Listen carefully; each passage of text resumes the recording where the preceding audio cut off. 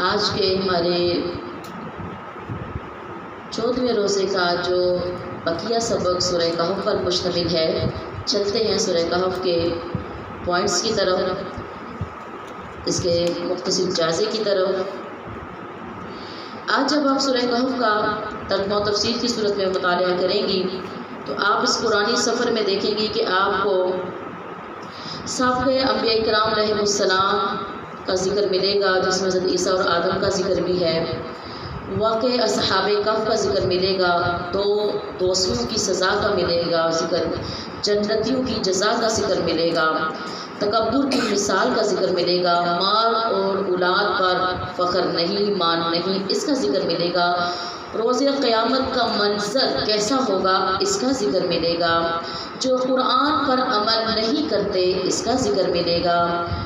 واقع موسیٰ اور حضرت خضر علیہ السلام کا ذکر ملے گا، واقع ذی القرنین کا ذکر ملے گا، اللہ کے فضل و کرم کی حدود اور احاطہ کا ذکر ملے گا، حضور صلی اللہ تعالیٰ علیہ وآلہ وسلم کی شریعت اور عمل نافع کا ذکر ملے گا، دعائے رد شرک، اس کے حوالے سے بھی آج ہم آپ کے سامنے ذکر کریں گے۔ ایمان والیوں، سورہ کہف میں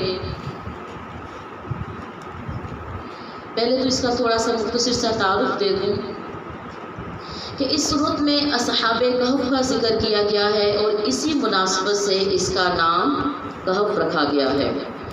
12 رکوعات پر مشتمل ہے، 110 اس کی آیتیں ہیں، 1500 کلمات اور 3360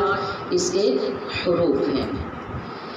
ایمان والیوں، جب آج آپ اس کا مطالعہ کریں گی تو آپ کو اس میں انسان کا جو نفسیاتی تجزیہ ہے،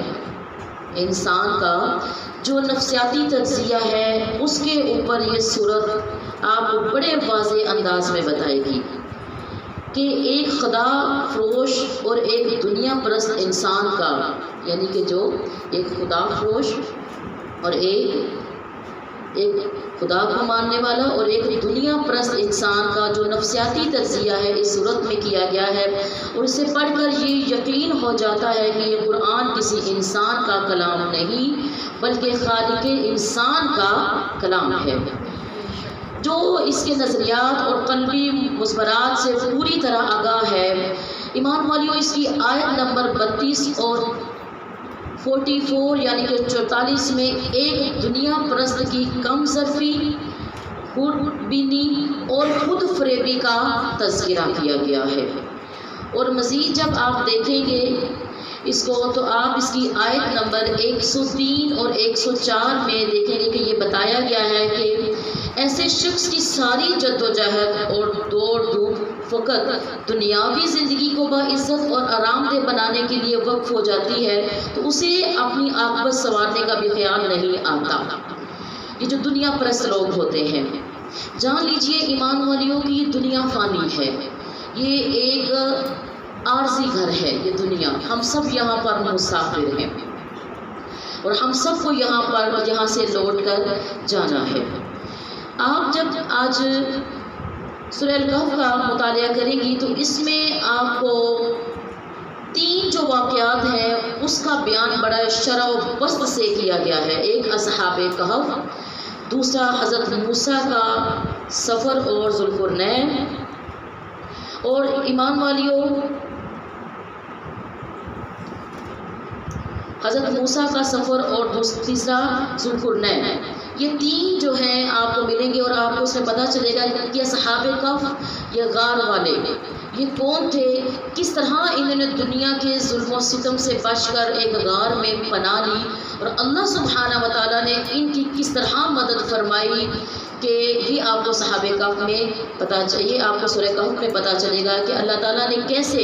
ان لوگوں کی مدد فرمائی جو اس کی رحمت کی طرف نگاہیں دوڑاتے ہیں، اس سے پر امید ہوتے ہیں، تو پھر اللہ تعالیٰ کیسے ایک غار میں ان کی مدد فرماتا ہے۔ حضرت موسیٰ کا سفر آپ کو اس میں ملے گا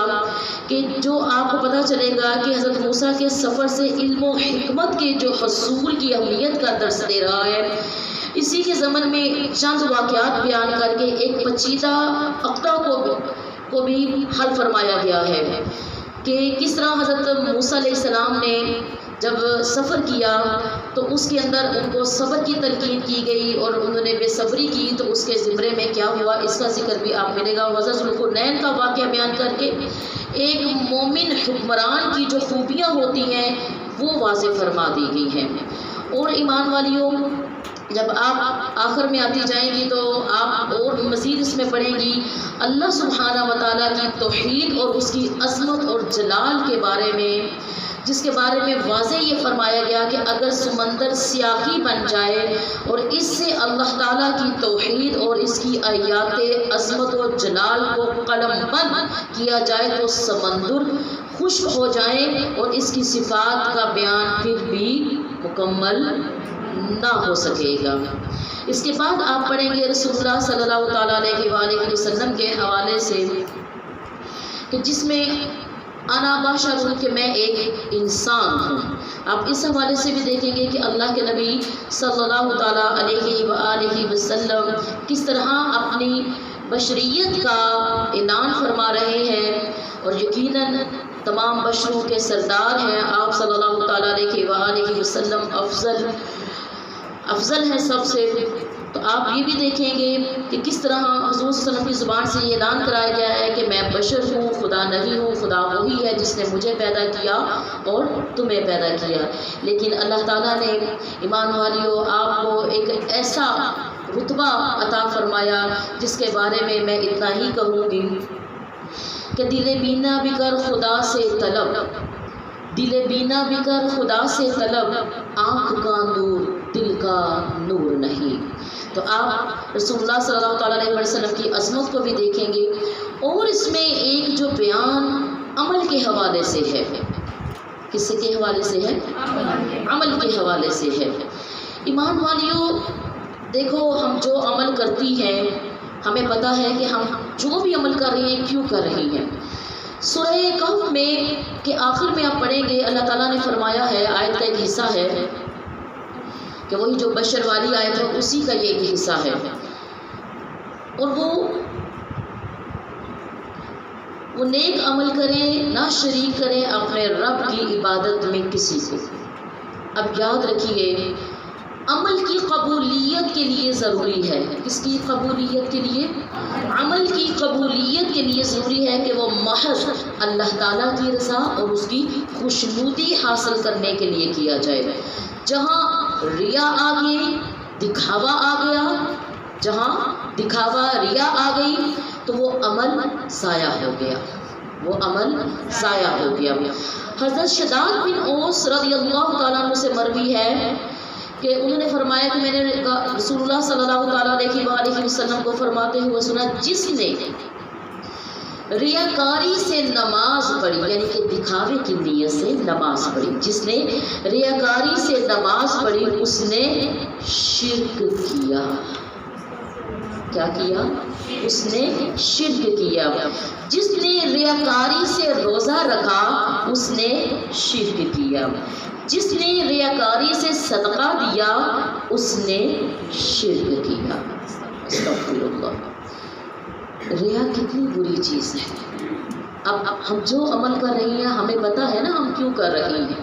تو ایمان والیوں عمل کرو، ضرور کرو، لیکن اس کے اندر سے دکھاوا دور کر دو، دکھاوا دور کر دو، کیونکہ ایسا دکھاوے والا عمل اللہ تعالیٰ کو قبول نہیں ہے۔ اور جو ہم نے، اور اسی کے حوالے سے شرک، میں نے پہلے بھی آپ کو ایک بات بتائی کہ اللہ تعالیٰ تمام گناہ معاف فرما دے گا ماں سوائے شرک کے۔ اللہ تعالیٰ شرک معاف نہیں کرے گا۔ اس لیے میں وہ دعا آپ کو پڑھ کر سنا دیتی ہوں جو دعا خود نبی صلی اللہ تعالیٰ علیہ وآلہ وسلم نے سکھائی ہے، آپ پڑھا کرتے تھے، اور جو جب آپ چھٹا کلمہ پڑھتے ہیں تو اس کے شروع میں بھی یہ دعا اتنی آتی ہے، کیا؟ بسم اللہ الرحمن الرحیم، اللہم انی اعوذ بک من ان اشرک بک وانا اعلم بہ واستغفرک لما لا اعلم۔ یہ کافی مطابقت رکھتی ہے چھوٹے کلمے سے۔ تو ایمان والیوں، اس میں اللہ کے نبی ہمیں یہ فرما رہے ہیں کہ 3 بار یہ کلمے پڑھا کرو رد شرک کے لیے۔ شرک چھوٹا بڑا ظاہر پوشیدہ ذرے کے برابر بھی،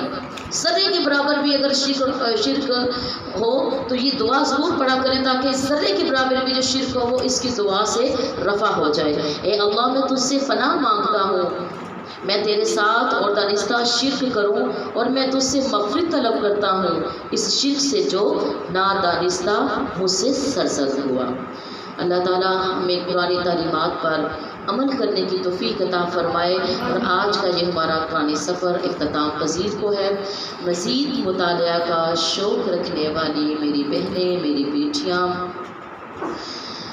قرآن پاک کو ہمارے ساتھ کھولتی رہے اور اس قرآنی سفر میں ہمارے ساتھ چلتی رہے۔ اللہ تعالیٰ ہم سب کا حامی و ناصر ہو۔ والسلام فی امان اللہ۔